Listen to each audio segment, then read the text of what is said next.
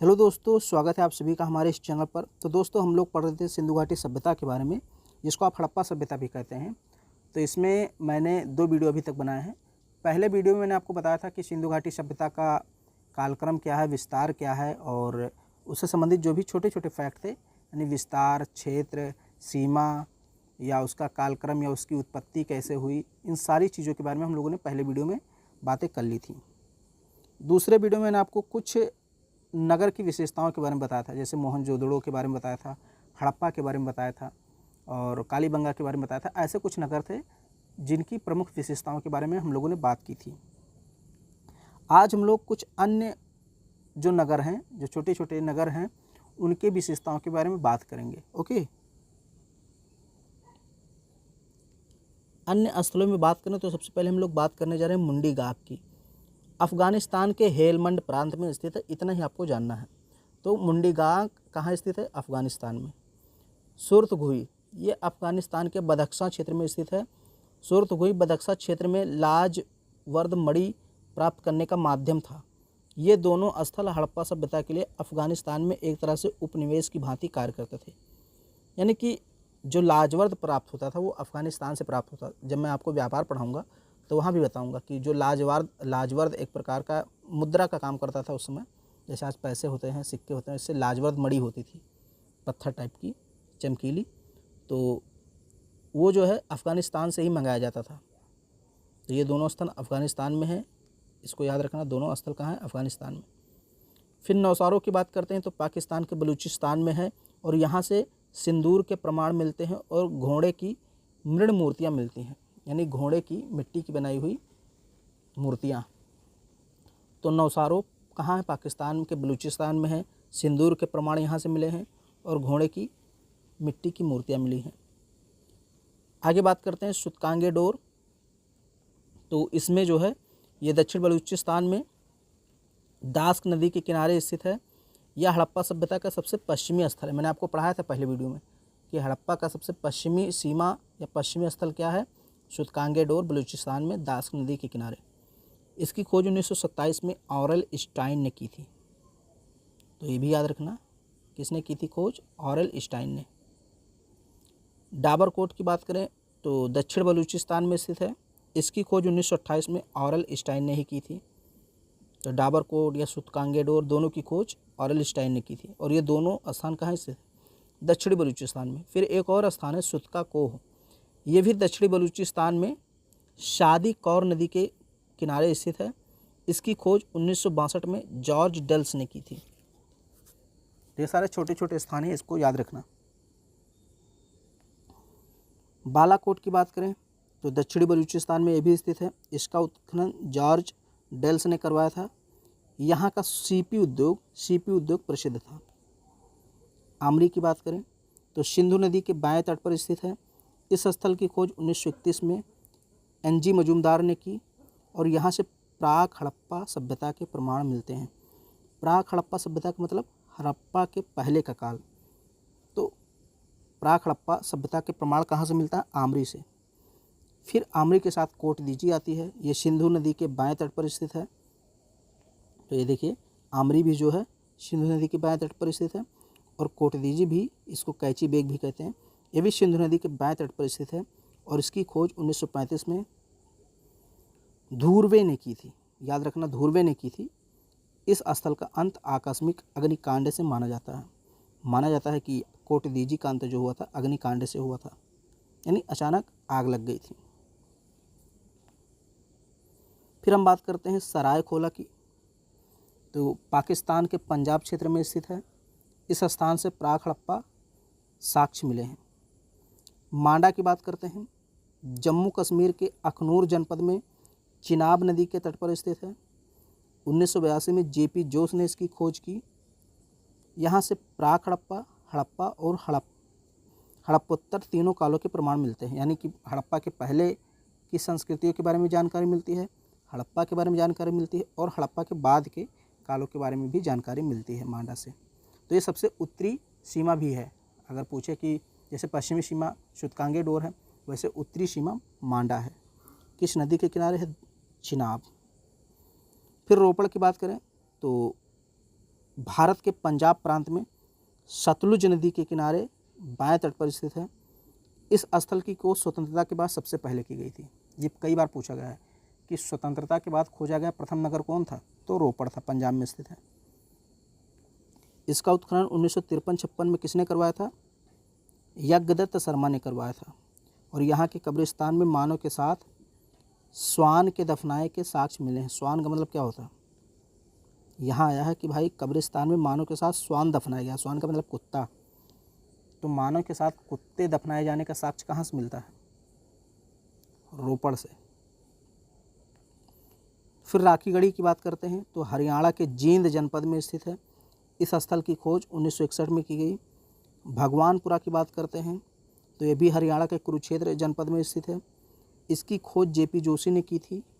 Okay, Bhagwanpura की खोज JP Joshi ने की। अब देखिए यहाँ से 15 कमरों वाला मकान मिला है। तो भगवानपुरा से क्या मिला है? 15 कमरों वाला मकान। इस सभ्यता के पतनावस्था समय का चित्रित धूसर मृदभांड मिले हैं।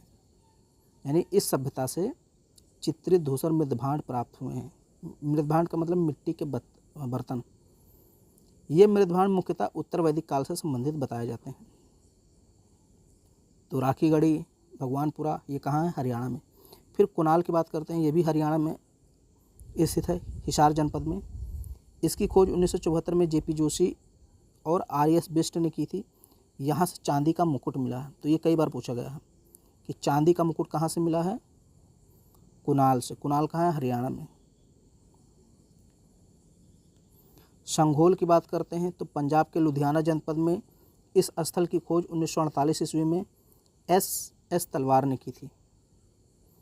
मिताथल ये भी हरियाणा में है, हरियाणा के भिवानी जनपद में। इस स्थल की खोज 1968 में सूरजभान ने की थी। फिर है आलमगीरपुर, ये कहाँ स्थित है? उत्तर प्रदेश के मेरठ जनपद में यमुना नदी की सहायक हिंडन नदी के तट पर स्थित है। इस स्थल की खोज 1958 में भारत सेवक समाज संस्था ने की थी। और इस संस्था के संस्थापक कौन थे? गोपाल कृष्ण गोखले। तो यह सभ्यता का सबसे पूर्वी स्थल है। आलमगीरपुर का उत्खनन यज्ञदत्त शर्मा ने करवाया। तो अगर पूछे आलमगीरपुर की खोज किसने की थी, तो एक संस्था थी भारत सेवक समाज। इसके संस्थापक थे गोपाल कृष्ण गोखले। इसने आलमगीरपुर की खोज की 1958 में। उत्खनन यज्ञदत्त शर्मा ने करवाया। और ये जो आलमगीरपुर है ये सिंधु घाटी सभ्यता का पूर्वी सीमा है, हिंडन नदी के तट पर स्थित है। बाड़ा की बात करें, पंजाब के रोपड़ में स्थित है और इसकी खोज 1956 ईस्वी में यज्ञदत्त शर्मा ने की थी। सुरकोतड़ा की बात करें तो गुजरात के कच्छ जनपद में स्थित है। इस स्थल की खोज जेपी जोशी ने 1964 में की थी। यहाँ से घोड़ी के अस्थि के पंजर मिले हैं। जो घोड़ा होता है उसकी हड्डियों के, यानी उसके पंजर मिले हैं, मतलब हड्डी के आप कह सकते हैं प्रमाण मिले हैं। घोड़े की हड्डी के प्रमाण कहाँ से मिले हैं? सुरकोतड़ा। सुरकोतड़ा कहाँ है? गुजरात में। खोज किसने की? जेपी जोशी ने 1964 में। फिर देसलपुर की बात करें तो गुजरात के कच्छ जनपद में स्थित है। यहाँ से तांबे की मोहर मिली है। रोजदी की बात करें तो ये भी गुजरात के सौराष्ट्र में स्थित है। यहाँ से ताम्रपाषाण काल के प्रमाण मिलते हैं, यानी हड़प्पत्तर संस्कृति मतलब हड़प्पा के बाद की संस्कृति, यानी हड़प्पा के बाद ताम्रपाषाण काल आया तो उसके बारे में जानकारी मिलती है। रंगपुर की बात करें तो गुजरात के अहमदाबाद जनपद में भादर नदी तट पर स्थित रंगपुर की खोज 1954 में एस.आर. राव ने की थी। तो भादर नदी के तट पर स्थित है रंगपुर, इसकी खोज 1954 में एस.आर. राव ने की थी। यहाँ से धान की भूसी के प्रमाण मिले हैं। रंगपुर से किसके प्रमाण मिले हैं? धान की भूसी के प्रमाण। ओके। मारवाड़ की बात करें तो गुजरात प्रांत के सूरत जनपद में ताप्ती नदी के किनारे मालवाड़ की खोज 1968 में जेपी जोशी ने की। भगत राव की बात करें तो किम सागर तट पर दक्षिणी गुजरात में स्थित है। कुंतासी की बात करें तो गुजरात के राजकोट जनपद में स्थित है। ये सब छोटे छोटे स्थान हैं। जैसे कुंतासी कहाँ स्थित है, ये अक्सर पूछा जाता है मिलान के लिए, तो ये गुजरात में स्थित है। गुजरात के राजकोट जनपद में। अल्लादीनो कहाँ स्थित है? ये कराची से कुछ दूर स्थित है। हड़प्पा का एक बंदरगाह था, अल्लादीनो बंदरगाह था। जैसे लोथल एक बंदरगाह था, वैसे अल्लादीनो भी एक बंदरगाह था। दैमाबाद महाराष्ट्र के अहमदनगर जनपद में कहाँ स्थित है? महाराष्ट्र के अहमदनगर जनपद में स्थित है। और गोदावरी नदी की सहायक नदी है प्रवरा नदी, उसी के तट पर स्थित है। दैमाबाद कहाँ स्थित है? महाराष्ट्र में प्रवरा नदी के तट पर स्थित है। कुछ विद्वानों के अनुसार यहाँ से उत्खनन में हड़प्पा सभ्यता के साक्ष्य मिले हैं, अतः इसे हड़प्पा सभ्यता का दक्षिणतम बिंदु माना जाता है। तो मैंने आपको बताया कि भाई हड़प्पा सभ्यता के दक्षिणतम बिंदु दैमाबाद को, पूर्वी बिंदु आलमगीरपुर को, पश्चिमी बिंदु शुतकांगेडोर और उत्तरी बिंदु मैंने आपको बताया था मांडा। तो ये इसकी सीमाएं थी, पूर्व पश्चिम उत्तर दक्षिण। हालांकि इसको मैंने पहले वीडियो में बताया भी था अच्छे से। एक स्थल आपका छूट गया था, तो इसको भी हम लोग देख लेते हैं। चन्हूदड़ो 1931 में एनजी मजूमदार के प्रयासों से इस स्थल की खोज हुई। चन्हूदड़ो की खोज 1931 में हुई एनजी मजूमदार के प्रयास से। 1935 में अर्नेस्ट मैके ने इस कार्य को और आगे बढ़ाया और वर्तमान में यह स्थल सिंध में, यानी सिंध प्रांत में, पाकिस्तान के सिंध प्रांत में मोहनजोदड़ो से 130 किलोमीटर दक्षिण में स्थित है। यहाँ से हड़प्पा संस्कृति के तीनों चरण मिलते हैं, यानी प्राक हड़प्पा, विकसित हड़प्पा और उत्तर हड़प्पा, तीनों संस्कृतियों के साक्ष्य मिलते हैं। ऐसा माना जाता है कि चन्हूदड़ो का विनाश बाढ़ से हुआ था। एक ईंट पर बिल्ली का पीछा करते हुए कुत्ते का पदचिन्ह प्राप्त हुआ है, यानी कि बिल्ली जो है, बिल्ली का पीछा करते हुए कुत्ते का साक्ष्य कहाँ पर मिला है? चन्हूदड़ो से। अब ऐसा क्यों हुआ होगा? उस समय शायद ईंट गिली रही हो और बिल्ली भागी हो, पीछे उसके कुत्ता भागा हो और दोनों के पैर के निशान छप गए हों। और क्या मिला है चन्हूदड़ो से? तो सौंदर्य प्रसाधन में लिपस्टिक तथा इत्र रखने का बर्तन का साक्ष्य भी प्राप्त हुआ है। तो लिपस्टिक वगैरह का साक्ष्य चन्हूदड़ो से मिला है। यहाँ से एक मुद्रा पर 3 घड़ियाल तथा 2 मछलियों का अंकन है, यानी एक मुद्रा मिली है जिसपे 3 घड़ियाल यानी मगरमच्छ टाइप के जानवर अंकित हैं और मछलियों का अंकन। यहाँ से वक्राकार ईंटें मिली हैं। अलंकृत हाथी मिला है। दुर्ग रहित नगर था। ये जो चन्हूदड़ो था दुर्ग रहित था, मतलब इसके चारों तरफ कोई दुर्ग या दीवार नहीं थी। यहाँ से मनके बनाने का कारखाना मिला है। तो ये हम लोगों ने कुछ अन्य नगरों के बारे में भी जान लिया। इसके पहले हम लोगों ने प्रमुख नगरों के बारे में पढ़ लिया था।